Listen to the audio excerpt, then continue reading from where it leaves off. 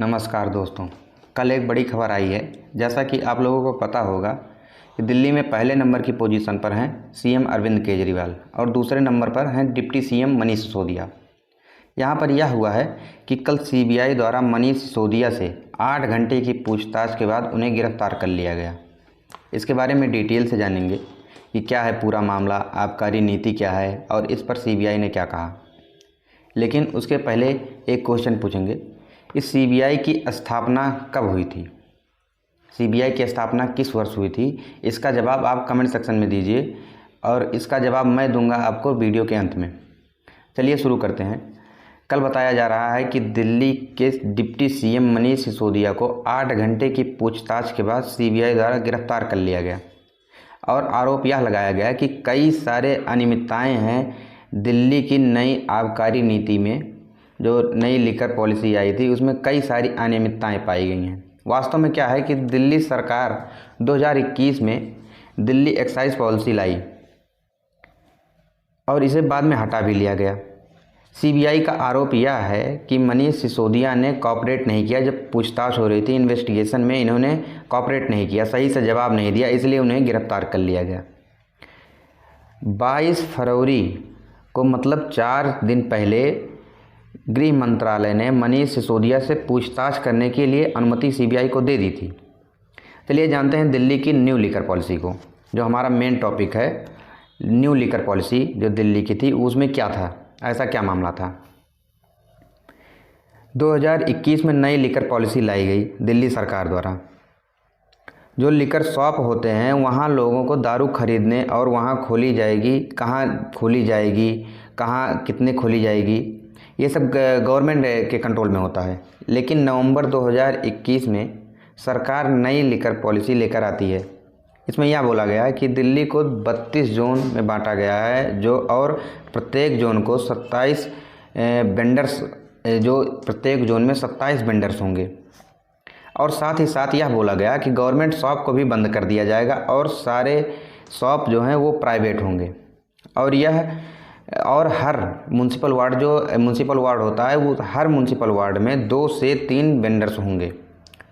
सरकार का कहना यह भी है कि शॉप डिस्ट्रीब्यूट हो जाने से लोगों को दूर नहीं जाना होगा और जो प्रॉपर डिस्ट्रीब्यूशन होगा, ये नहीं कि यहाँ कहीं पे 10 हैं कहीं पे 2 हैं, ये बराबर डिस्ट्रीब्यूशन किया जाएगा। सरकार का दावा यह है कि इसके माध्यम से लिकर माफिया और ब्लैक मार्केटिंग को ख़त्म किया जाएगा और सरकार का इससे रेवेन्यू भी बढ़ेगा। साथ ही साथ कंज्यूमर के एक्सपीरियंस को भी अच्छा करना सरकार का ये दावा किया गया कि इससे सरकार जो है एक्सपीरियंस भी अच्छा करेगी जो कस्टमर्स हैं। गवर्नमेंट द्वारा प्राइवेट वेंडर्स को कई सारी छूट दी गई इस पॉलिसी के माध्यम से। जैसे आप डिस्काउंट दे सकते हैं, आप प्राइस भी इंक्रीज़ कर सकते हैं। इसकी कोई फिक्स एमआरपी नहीं होगी, जो लिकर होगी उसकी कोई फिक्स एमआरपी नहीं होगी, जिससे यहाँ पर कंपटीशन बहुत ज़्यादा बढ़ा। लिकर जो प्राइवेट वेंडर्स हैं उन्होंने बहुत डिस्काउंट दिया, जिससे लोगों की बहुत ज़्यादा क्राउड बढ़ी और यहाँ पे इसके वजह से बहुत प्रोटेस्ट भी देखने को मिला। सरकार इसी की वजह से इस पॉलिसी को वापस लेने का फ़ैसला लिया। इससे सरकार को कमाई तो बढ़ी, 27% कमाई जो है पहले के मुकाबले 27% बढ़ी, जो 8,900 करोड़ तक हो गई। लेकिन इस पॉलिसी को 1 अगस्त 2022 को वापस ले लिया गया और इसके जगह पे पुराने जो लिकर पॉलिसी थी उसी को लागू कर दिया गया। यहाँ पर एलजी जो हैं वो बीके सक्सेना है। बीके सक्सेना को यहाँ पर लगा कि यहाँ पे कुछ धांधली हुई है, जिसके चलते उन्होंने सीबीआई की रिकमेंडेशन दे दी और उन्होंने पूरा मामला उठाया। इस पॉलिसी में कई लोगों को फेवर करने के लिए इसमें कहा गया कि मनीष सिसोदिया द्वारा इसमें पॉलिसी के जरिए कई लोगों को जो प्राइवेट वेंडर्स हैं उनको फेवर किया गया है।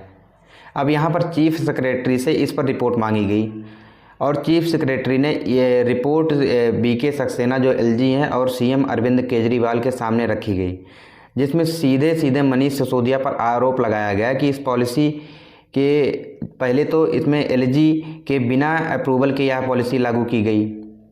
क्योंकि ये दिल्ली पूर्ण राज्य नहीं है तो सरकार के पास पूरा अधिकार नहीं होता है। कुछ अधिकार एलजी के पास होते हैं जो लेफ्टिनेंट गवर्नर हैं, और कुछ अधिकार सीएम के पास होते हैं।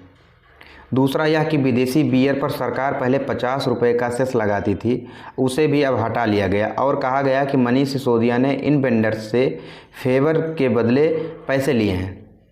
अब इस पर सीबीआई ने क्या किया है, सीबीआई ने एफआईआर दर्ज की है जिसमें 15 लोगों को शामिल किया गया, नामजद किया गया है, जिसमें सबसे ऊपर मनीष सिसोदिया को रखा गया है और इन्हीं पूछताछ के लिए बुलाया गया था और 8 घंटे की पूछताछ के बाद इन्हें गिरफ्तार कर लिया गया। गिरफ्तारी इसीलिए इनकी हुई है, बताया जा रहा है इसीलिए इनकी हुई है कि इन्होंने जो इन्वेस्टिगेशन है उसमें जो है साथ नहीं दिया और क्वेश्चन का सही जवाब नहीं दिया, इसीलिए इनको गिरफ्तार कर लिया गया है। आई होप आपको पूरा वीडियो समझ में आया होगा, पूरी पॉलिसी समझ में आई होगी। जो भी बात होगी, जो और क्वेश्चन होंगे, जो क्वेरीज होंगी, आप कमेंट सेक्शन में पूछ सकते हैं। चलिए क्वेश्चन पे आते हैं अपने। सीबीआई की स्थापना कब हुई थी? सीबीआई की स्थापना 1 अप्रैल 1963 को हुई थी। इसका हेडक्वार्टर न्यू दिल्ली में है। इस वीडियो में इतना ही रखते हैं, आगे मिलते हैं अगले वीडियो में। तब तक के लिए धन्यवाद।